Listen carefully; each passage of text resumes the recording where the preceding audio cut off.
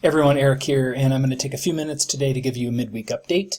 As you can see, I am not in my office. I normally do these in my office, so I think the audio quality on my laptop is not going to be up to par, so I'm going to keep this relatively short.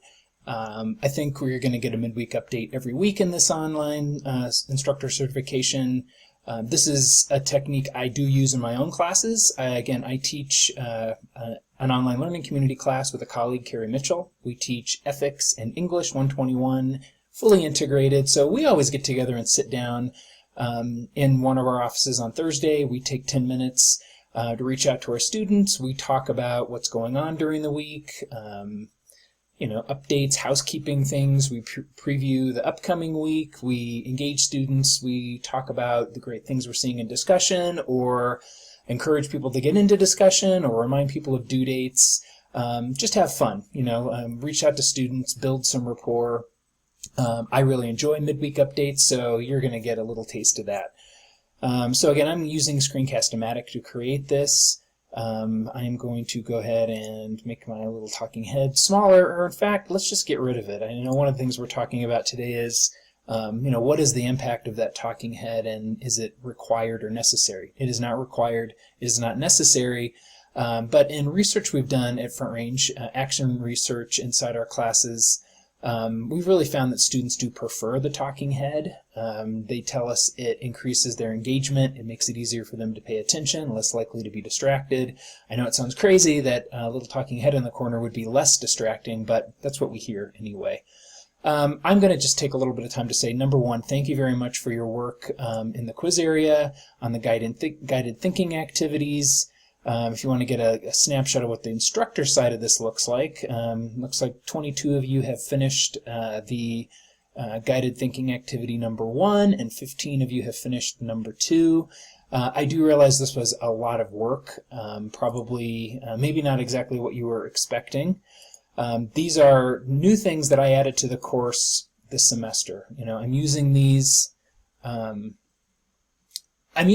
thinking activities in a variety of places. I use them in my own classes. I'm using them in an online teaching workshop running right now. And I really wanted to give you a taste of something that I find really effective in my own classes. So you can get a sense of maybe whether you like that sort of strategy or not. And I really appreciate the feedback that you're giving me. I know that wasn't necessarily the point of the discussions, was to give me personal feedback on the guided thinking activities that I created, but I do appreciate the fact that in between the lines, when you're talking to each other about the writing prompts that I gave you to think about, I'm definitely seeing things that you liked, things that you think could be improved about those guided thinking activities, so I appreciate that. I just have to say, awesome work in discussions. Many of you are finding things in the guided thinking activities that give you a place to jump off, to talk about course design, to talk about workload.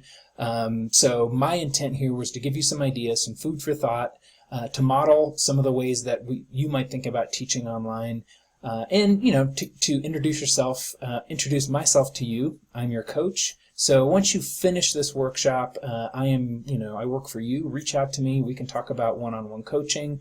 I've already made a few contacts so far. If you want to reach out to me to follow up on things that you discover in this class, I'm here for you. And also, when you start teaching your online courses, let me know what I can do for you.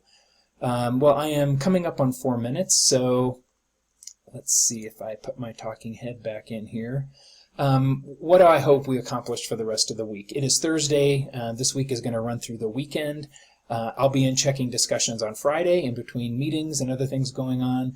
I tend to take weekends off, so as I might have disclosed in the discussions or in one of the guided thinking activities, in my own online classes, I run my week from Sunday to Friday night. Right? So everything closes out on Friday night. All assignments, discussions, everything closes. There is never anything due on Saturday. There are no discussions even open on Saturday. So Saturday, for me, is time for a student to take a day off or use that time with nothing due to start reading and prepping for the upcoming week. So everything opens on Sunday.